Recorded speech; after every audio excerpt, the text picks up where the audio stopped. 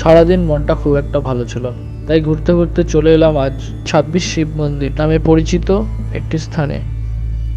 পশ্চিমবঙ্গে উত্তর চব্বিশ পরগনা জেলার খড়দহের গঙ্গার তীরে অবস্থিত একটি অত্যন্ত প্রাচীন এবং ঐতিহাসিক শিব মন্দির প্রাঙ্গণ।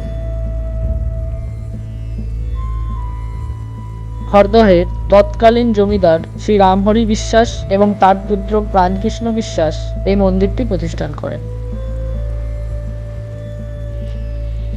মন্দিরটি ঊনবিংশ শতাব্দীর শুরুর দিকে তৈরি হয়েছিল। প্রথমে রামহরি বিশ্বাস ১২টি মন্দির তৈরি করেন এবং পরে তার পুত্র প্রাণকৃষ্ণ বিশ্বাস আরও ১৪টি মন্দির যোগ করে মোট ২৬টি মন্দির সম্পন্ন করে।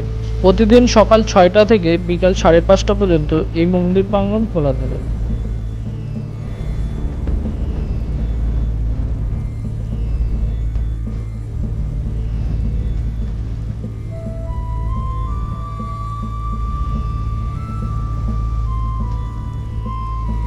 এরকম আরও ভিডিও পেতে আমার ইনস্টাগ্রাম প্রোফাইলটি ফলো করুন।